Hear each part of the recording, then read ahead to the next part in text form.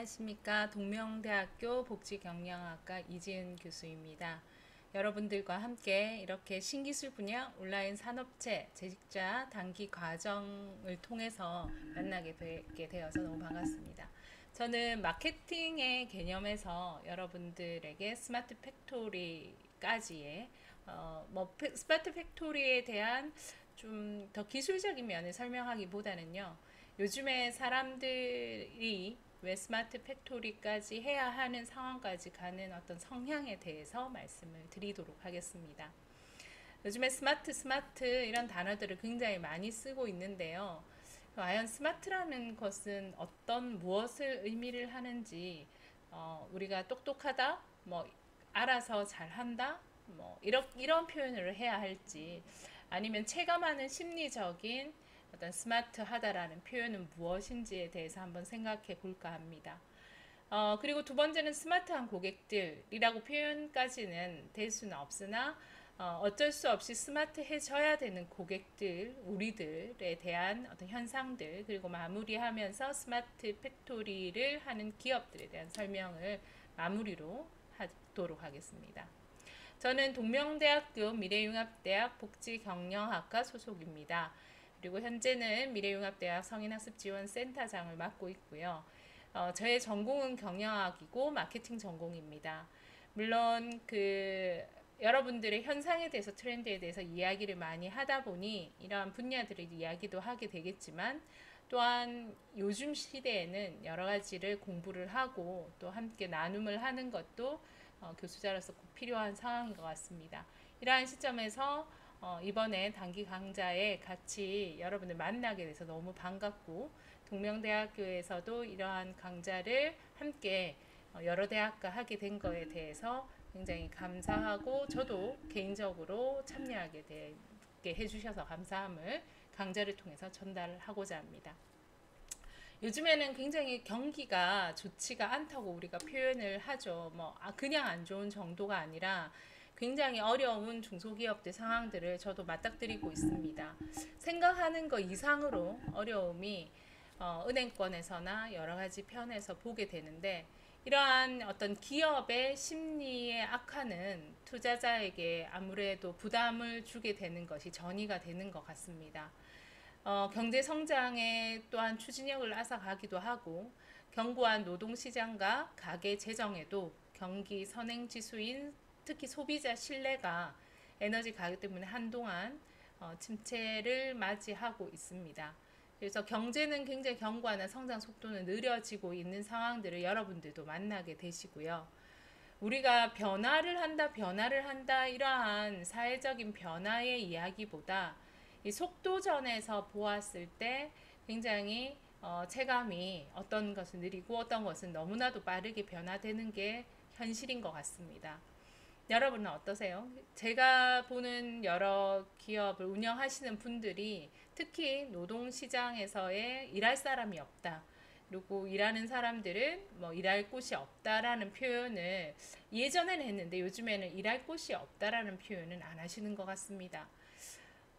조금 더 자기가 좀 더 편하고 싶어 하는 것이 있는 것 같고요.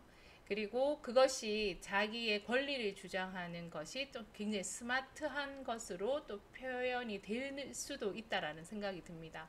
이러한 시점에서 스마트하다. 과연 이 스마트하다라는 것이 무엇인지 그것에 대한 부분을 조금 말씀을 드리려고 합니다.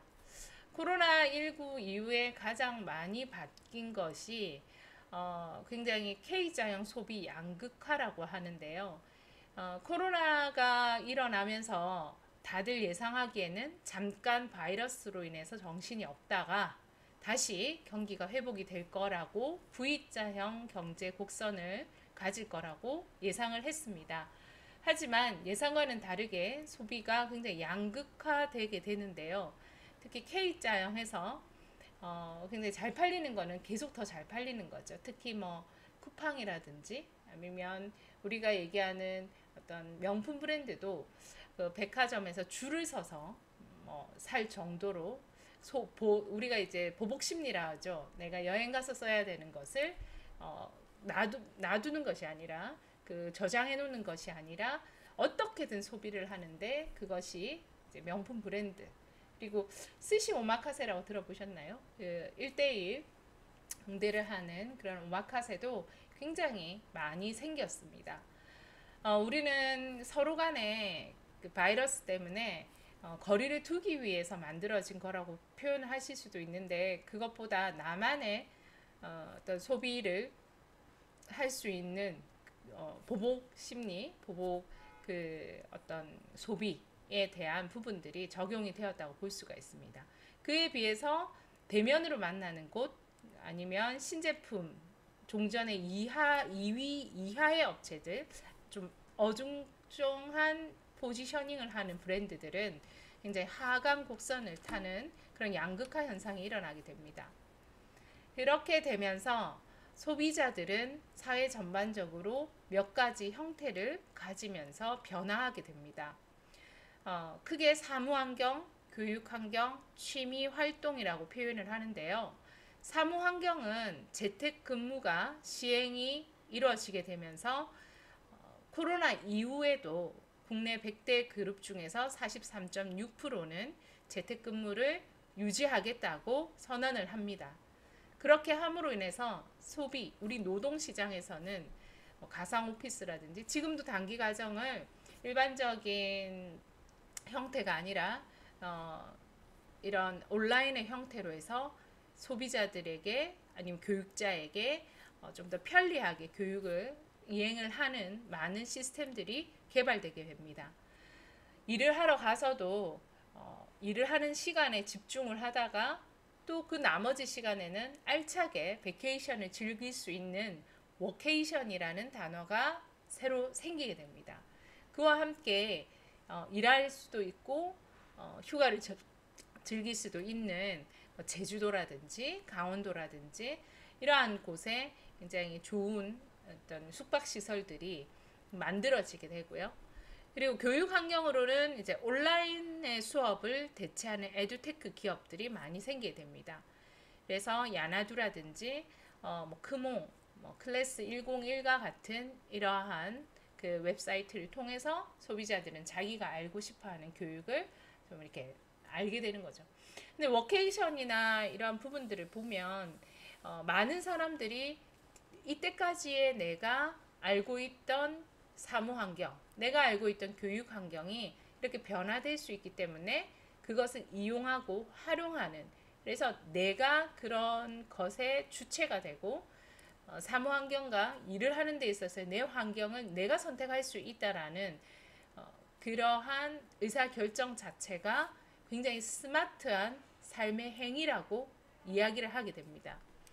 취미 활동도 홈 트레이닝, 홈쿡, 원격 진료 이러한 상황에서 공간이라든지 가구, 홈 헬스케어 이러한 분야들이 굉장히 강화가 되게 됩니다.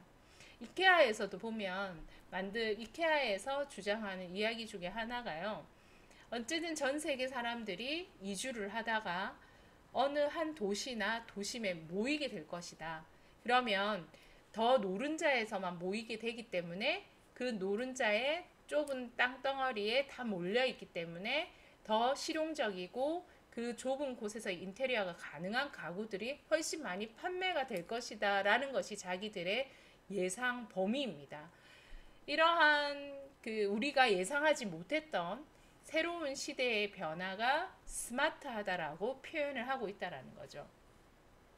그러면 이런 사회 전반적인 것에 노출되어 있는 사람들은 스마트하다라는 표현 자체는 이전의 것과 다른 것을 활용을 잘하는 사람, 혹은 내가 잘 할 수 있고 내가 집중해서 일만 하는 것이 아니라 즐기면서 내 것을 갖출 수 있는 사람이 스마트하다라고 표현을 할 수가 있다라는 겁니다. 그것이 정답이라는 것이 아니라 심리의 상황이 그렇다라는 겁니다. 두 번째는 온라인의 상황입니다. 온라인의 상품들은 기본적으로 예전에는 책이라든지 아니면 우리가 음악을 이제 다운받아서 본다든지 이런 플로어의 현상에서 소유하지 않고 내가 갖추는 것만으로도 온라인에서는 그 정도 물건으로 이제 많이 판매가 되었다면, 코로나 이후에 가장 많이 바뀌어진 현상은 온라인에서 충분히 우리가 신선 제품이라는 것을 사기 시작했다는 겁니다. 물론 그전에도 한번 사볼까라는 퀘스천은 있을 수 있었으나 행위로서, 비헤이버로서, 액션으로서 결과물을 내려고 하지는 않았어요. 그런데 지금 코로나 이후에 그 내가 주춤했던 그 부분들이 어쩔 수 없이 하게 됨으로 인해서 우리가 학습이 되게 됩니다. 그러면서 커진 기업이 아마존, 쿠팡이라는 기업들입니다. 이 기업들은 빅데이터와 콜드체인 기술을 도입해서 고객이 원하는 적시적소 신선식품을 제공함으로 인해서 엄청난 기업으로 급상하게 됩니다. 방금 얘기했던 빅데이터 콜드체인 기술 도입, 이것들이 우리가 뒤에 얘기하는 스마트 팩토리를 하게 되는 원동력, 그리고 그러한 것에 노출되어 있는 소비자들은 이제 빠르게, 그리고 내가 원하는 장소에 정확하게 오지 않으면 만족하지 않고 소비의 행태를 변화시킨다는 겁니다. 이 부분이 굉장히 중요한 부분이죠. 우리는 그러면 그 전에 스마트하다라는 표현은 무엇으로 정의를 내렸을까? 조금 더 그 기능이라든지, 그죠? 기능이라든지 아니면은 뭔가를 조금 브랜드 자체가, 아니면 그 기업 자체가 가지고 있는 이미지가 스마트하다라는 것이 가장 강화되었다면, 이제는 스마트한 소비자들은 본인이 활용할 수 있고 본인이 알아볼 수 있고 본인이 평가할 수 있다라는 주체로서 스마트를 바라본다라는 겁니다. 굉장히 어려우신가요, 혹시? 저도 전달하면서 여러분들에게 좀 더 정확하게 말씀을 드리려고 뒤에 부분에 또 이어서 말씀을 드리겠습니다. 온라인화를 넘어서 가상 공간으로 확장이다. 단순한 온라인이라는 어떤 선의 개념이 아니라 그 공간, 스페이스 공간으로서 우리가 인정하게 된 게 지금 현상입니다. 그렇기 때문에 지금 시대의 세대들은 온라인에서 게임을 하고 나의 부캐라고 하죠. 나의 메인 캐릭터가 아니라 다른 어떤 보조적인 캐릭터가 하나 더 만들어져서 그 삶도 살아가고 그것으로 인해서 충분히 엔조이를 할 수 있다는 겁니다. 이것이 또 우리 세대랑은 조금 다를 수도 있지만, 우리는 우리 세대가 아니라고 생각할 수 있지만 그렇지 않습니다.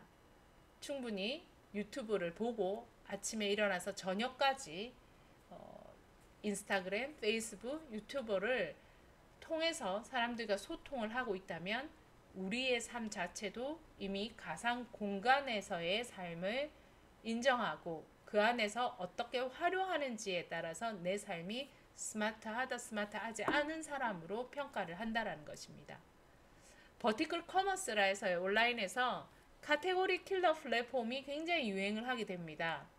마켓컬리라든지 지그재그, 무신사, 이러한 잘 들어보지 못한 브랜드 있을 수도 있지만 이 브랜드를 통해서 온라인도 자기들만의 차별화된 힘을 가지고 있다는 겁니다. 교수님, 그러면 오프라인은 전혀 힘이 없네요 라고 얘기를 물어보신다면 아닙니다.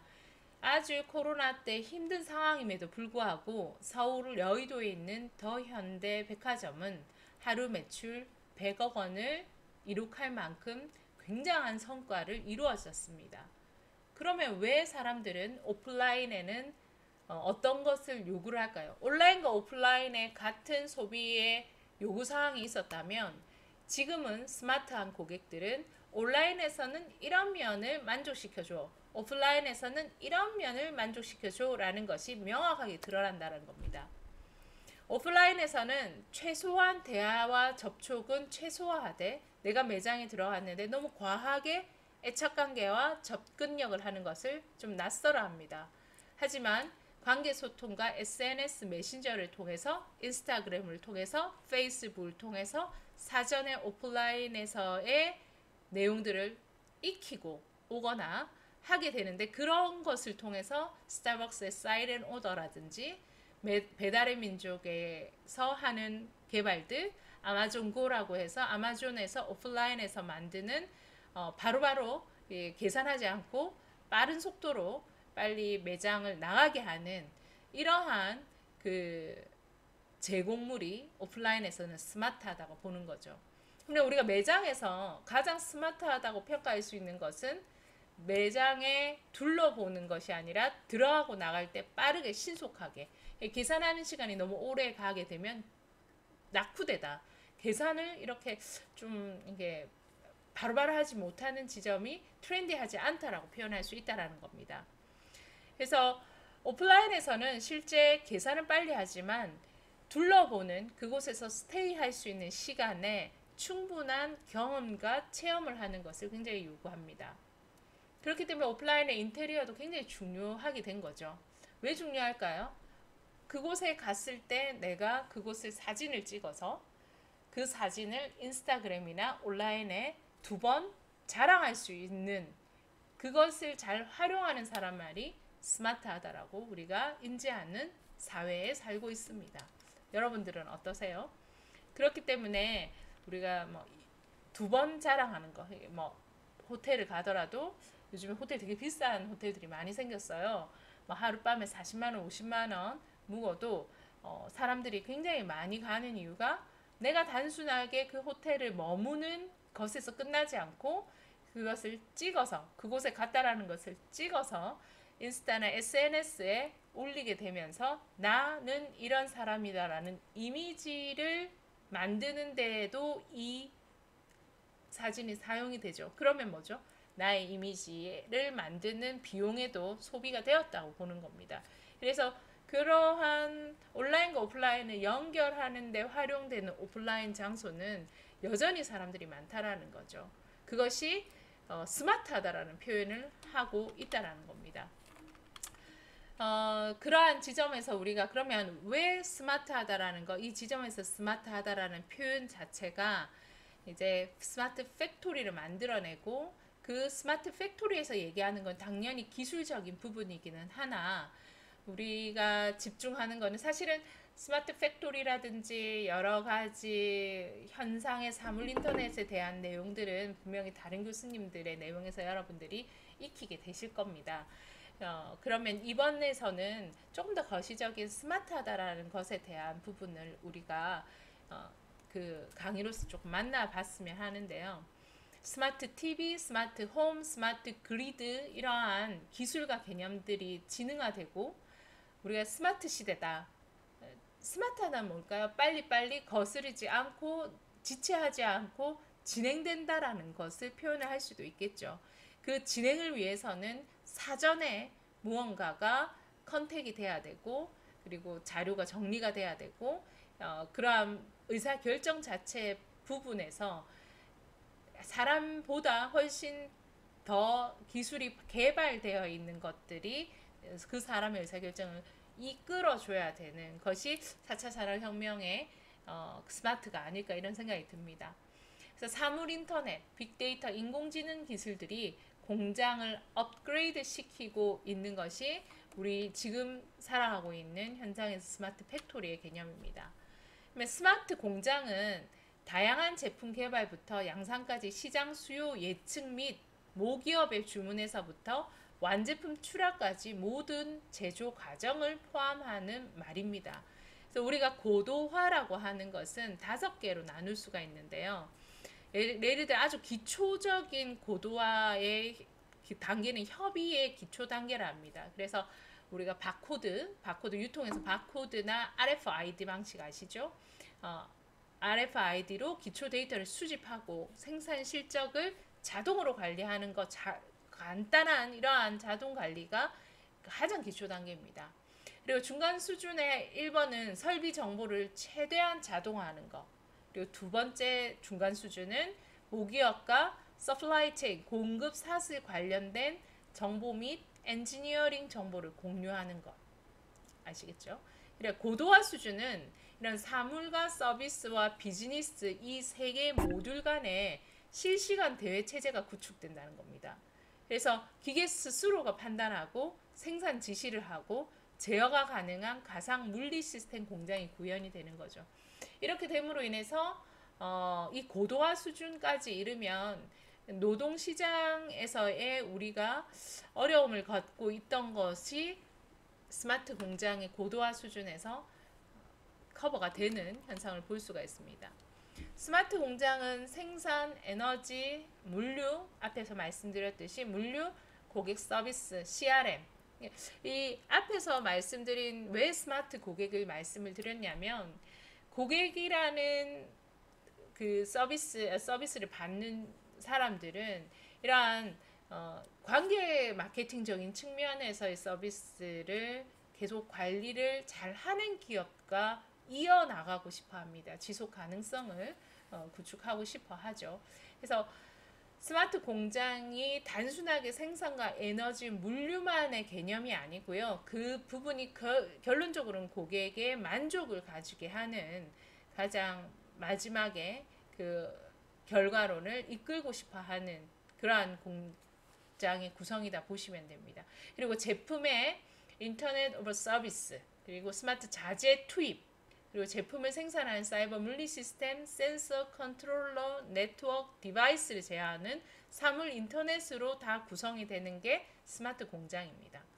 그래서 가상 공장이 있고 실제 피지컬 모델을 동기화해서 이제 이 내용 안에서 생산 계획이 자동으로 구성이 되고 기반 최적 운영과 최적 생산 관리까지도 이루어지게 하는 것이 스마트 공장입니다. 더 고도화되어야 되는 거죠, 그렇죠?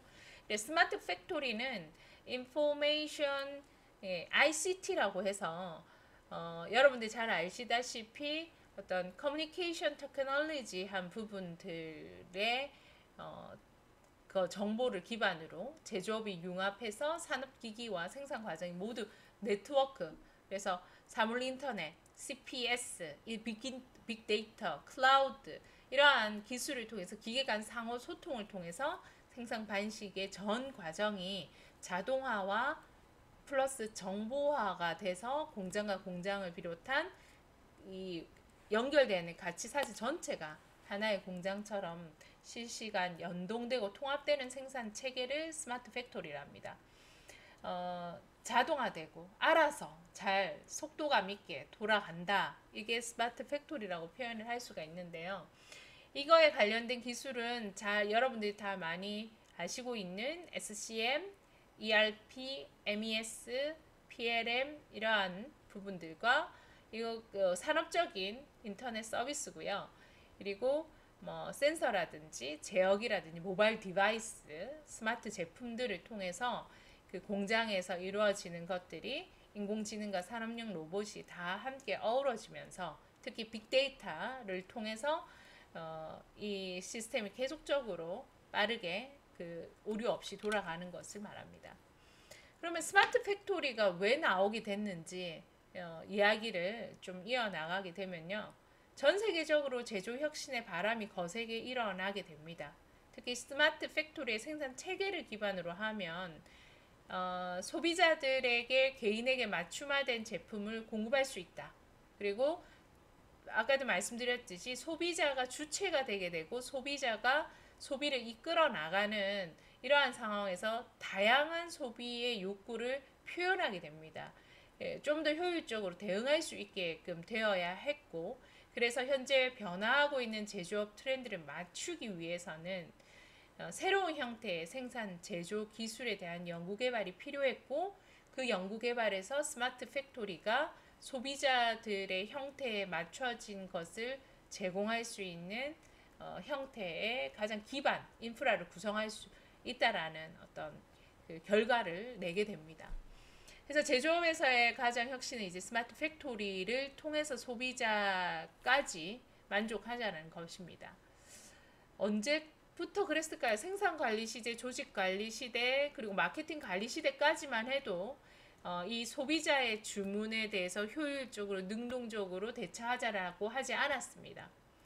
그런데 기획관리 시대 그리고 전략경영 시대에 맞춰진 지금 우리가 살고 있는 이 시점에는 우리도 예상하지 못하는 많은 부분들이 산업을 흔들게 되었고, 특히 인력이 아주 유연하게 혹은 원활하게 제공되지 못하는 이런 기업들의 가장 문제점들로 인해서 스마트 팩토리가 나오게 되었다. 이렇게 설명을 드릴 수 있습니다. 다음 시간에 스마트 팩토리에 대한 이야기와 기업들, 그 관련된 기업들 이야기로 2차 구성해 보도록 하겠습니다. 2차에서 뵙도록 하겠습니다.